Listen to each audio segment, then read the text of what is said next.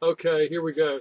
This is part two of the video. We're having to make this one over two because I get long-winded and I tell interesting stories that are interesting to me, and others might not find them as interesting. If you ever see me out somewhere, like the other time I was telling in part one, I'll be glad to tell you the story about the Contract for America, Newt Gingrich, Ross Perot, my Ross Perot days, and my slate of issues story, which was very similar to Contract for America. And I'll make that relevant when I get down to talking term limits because that was on there. In part one, I talked about universal health care. I'm almost sure I covered that. It's voluntary. It's a full coverage, universal health care, no copays. It's guaranteed to be 20% less cost now. Why would you not want that? But if you don't want it, you can keep the insurance coverage you have now. If you don't want any insurance, you don't have to have any. So I don't see the problem with it. I think we ought to give it a try. If you send me to Congress, I'll talk to other Congress people about it and see if we can find some interest. One thing that I didn't talk about in the other video is I'm a supporter of coast-to-coast broadband. We've been into this. I was in the computer business before it even had broadband, and it's been around for 25 years. It's a long time for people who aren't as old as me. It's a long time for anybody. And if we can't get coverage in our country, the most modern country in the world, we're never going to get it everywhere. I want it all over the planet so everybody can talk to everybody else, no matter what the government wants. So if you're trying to start a war, people can talk to each other over the government if you have to.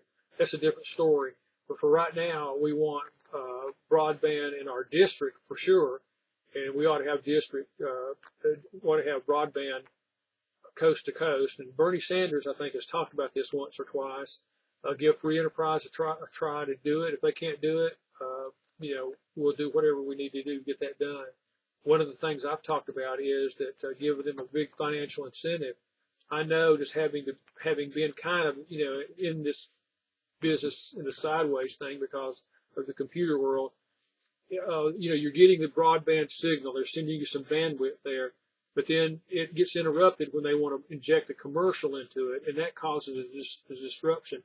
If they can't get you broadband, take the commercials out, and they won't go that way very long because they'll be upgrading your service so that everybody can see their commercials. That's how they get paid. That's what you have to do sometimes. Now, there were some other things. Oh, yes, the other thing I wanted to mention that I don't think I got a chance to talk about anywhere. No one ever asked me about it, but it's important to young people, which is we have $1 trillion in student debt. And there's a lot of people in our district that didn't go to college, so they don't support using government money to pay off the college debt. Even though I can make a lot of arguments saying how that when I was young, I could work all summer and get enough money to go to school all year. Nothing phases the people who are opposed to government using taxpayer dollars to pay off the student debt, even though we don't support colleges as much as we did when I was young. Okay, I got you. I understand that. So we have to find another solution. And my solution is that sports betting came right up into the world without us wanting it necessarily, but we got it anyway. It's a $250 billion industry, and I would tax them. And I would use the taxes from that to pay off the $1.7 trillion that students owe. And then I would set up a way of trying to make these college tuitions more affordable like they were in my day. We can't keep paying. I think one of my children had a $5,000 class once. I just, like, how could that be? That's what it was. It was a special class, but still $5,000 is $5,000. That's a lot of money. But anyway, that would take care of a lot of that. And you see, this is the kind of thing you don't hear from other candidates. Other candidates might talk to you about what's in the news because that's what Donald Trump wants you to do. He wants you to follow that and not follow the things that maybe that I laid out in my article in Rome News Tribune. I have to recommend that for people who are going, well, why would you criticize Donald Trump? He's doing a great job. all right, I know that I understand that he has a lot of supporters in this district. Go read my article and you'll see not BS, not personalities, not emotions. You'll read specific things that he's done that has hurt working class people and helped people who, or at least need it, like billionaires. None of us are for that. Go read my article. If you, it's got to be linked somewhere on my Facebook page or on my, I don't know about my internet page. I'll try to get that, but it's on my Facebook page somewhere. Go there and read it. Rome News Tribune, Valentine's Day 214 is when they released it. It's a good read, 300 words. One thing I did not have room to put in there, that on top of the other things that Donald Trump's administration has done, they cut out the Consumer Protection Bureau. Why would you do that? All it did was save working people like us, consumers like us, save billions of dollars. You could call them up, say this big company is ripping me off, and they would look into it no matter, how small your concern was. One thing that they did is they told the banks they couldn't charge $35 for bounce check fees because it didn't cost the banks anything anymore. It's not like the old days, when you wrote a check and if they had a lot of paperwork to do, they had to cover the money, and they charged you for covering a bill that you wrote. You wrote a check and your money wasn't any good. They've already paid it. Now they want to charge you $35 as a penalty to keep you from doing it again. Those days are way over. When you go to Walmart, put that check through there, they know right then if the check is good or not. If it's not any good, they reject the check. It doesn't cost them anything. So Joe Biden said, look, we put a $5 limit on that. And when Donald Trump came into office, he took that off and said, no, let them charge what they want. See, that is not in the interest of the people who struggle in our district. And those are the kind of things that I criticize the Trump administration for. It's not just petty things. It is money, dollars and cents that I'm working to save for the people in this district. Now, to get some of the things I've talked about earlier, I'm willing to, which are mainly, things that Democrats talk about. See, I'm not going to do like Sean Harris and go, well, I like 40% of what Donald Trump has done. I'm not going to do that because I just don't agree with the things that he's done. But what I am going to do is I'm going to be honest and go to the Republicans and go, look, you're good people. I would like to have this. These are the things I'd like to have. And to get that, I'm willing to give you this. Do you want to work together?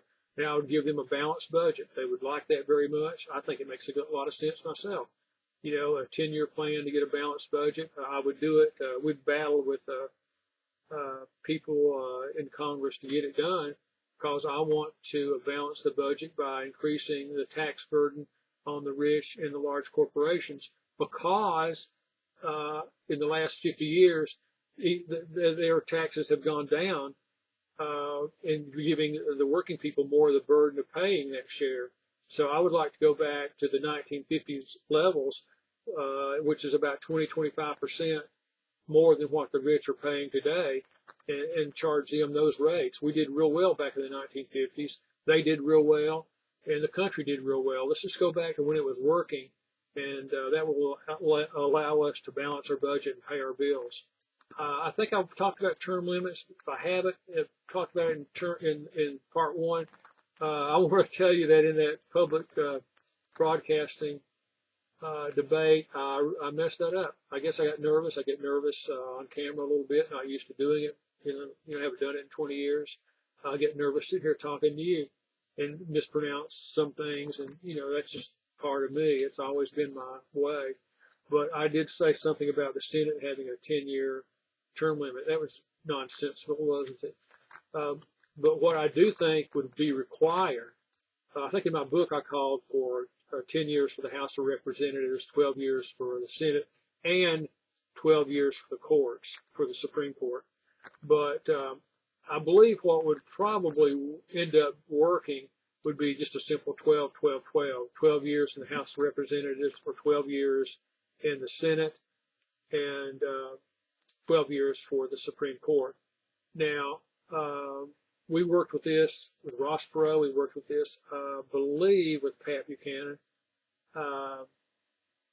And now we're working with it again. It seems like one more time. There was one other time there where we tried to get this done. But at any rate, if the people have interest in doing it, we can get it done. I'm all for it. But I will tell you that, in talking with and listening to these people, good people running for office, I think some of them either they got nervous talking on TV also, or they might not even realize, you do have to have a constitutional amendment to get this done. That's why I say if we're going to go to this trouble, let's put the Supreme Court on there also and get it done at one time. And the other thing would be just to get it to the states, the House of Representatives have to approve it. And to get them to approve it, they're not going to approve and probably should not approve a 6-year limit. And the reason is because they understand when you go there as a freshman congressman, you're not going to be on the Armed Services Committee. You're not going to be on the Foreign Relations Committee. They're going to put you on a environmental committee or the committee to find out if street lights are cost effective in Guam, something like this. And you have to kind of work your way up with seniority. That's the way it's always been. And term limits might change that a little bit, might change how leadership is formed. But right now, that's the way it works. And so to work your way up into a committee that would really be able to help your district, you're going to have to be there more than 2 years. And 4 years is not going to do it. 6 years might not do it. And so I don't think they would do 6. They might do, as one of the other candidates offered, a very reasonable man down there. So well, maybe 8 years, and that might would work. 10 years is what I had in most of my recent writings, but it might take 12. So we could work it out, but we got to get up there, and the main thing you want to know is I'm on board for whatever we can get worked out. The other thing that I have as a specific offering to the conservative side of our community and to those that are concerned about spending money and having a smaller government, this sort of thing, is that to offer a tax freeze to the working people of this country. And I would support freezing taxes on the working class going back to the 2020 levels. And that would assure people, that's when Donald Trump had been in office for a while, and so the taxes that he had in place, no one seemed to be complaining about the taxes when he left office. So we'd go to that level, and working people would know that when do-gooders like me come up with an idea that they say, well, that's great to have empathy for others, but we don't want to pay for it, I could say, well, you're not paying for it. We'll get the money somewhere else, not from the working people in this country. So those are the kind of things the kind of ways that I would be working for you. And I just think that's more specific. You're getting more information from me than you are from other candidates. I'm not giving you platitudes and trying to sell you on a personality or raise money and try to buy your vote. I'm trying to give you analytical reasons why I would be a better candidate and do more for you that would mean more in your home and in your life than what other people are offering. I understand that there might be, because I know people are watching my videos. I mean, I have I think a professional account or whatever it is. It goes, 600 people watched your video today, but hardly anybody comments on it. I thought, well, I guess they watched it one time and that's it. But no, consistently I have hundreds and hundreds and hundreds of people watching my videos. They don't comment very much. And I think I know what it is that, Sean Harris has been here for a while. But this is not a seniority system. I'm all for unions. I was in a union. I was a shop steward in a union. But I worked my way up, And so I understand that he ran before and all this, but seniority is not how we do this here, and money is not how we do this here. I think if you look at what he's offering to do and what I'm offering to do, I think what I'm offering to do is better. That's just my opinion. But if you're a Sean Harris fan, I don't care. Put it on there. I say I'm a Harris fan, but this guy deserves to be heard, and so I'm going to share this post. Whatever it takes. Or if you're a Republican, you can say, yeah, this guy is kind of an independent Democrat, but I like a few of the things. And if we will listen to the things that he wants to do, he will listen to some of the things that we want. And that's how you get things done. And that's the kind of, that's what I think is real leadership, not just a platitude. I'm giving you an example of how I'll do it. And I would like to have your support. I need your support. And I need your support now. I'm not the kind to come to you begging for money like some of the others. I don't use money. I ran 3 campaigns, and I thought about doing it this time. And I started out asking people for money. I just don't have it in me to do that. I'm not that kind of person. I pay for my own campaigns. I'll rely on the information. That's where my strength is, not in trying to buy a lot of ads and do all this. I'm banking on that my ideas count for something. You'll hear them, you'll like them, and you'll tell other people. And if you don't, then the campaign would die right there on its own. But I believe that my campaign deserves to be in the runoff, and I hope you'll help me do that. Thank you so much for listening to these 2 videos. They were really important to me. I think they would be real important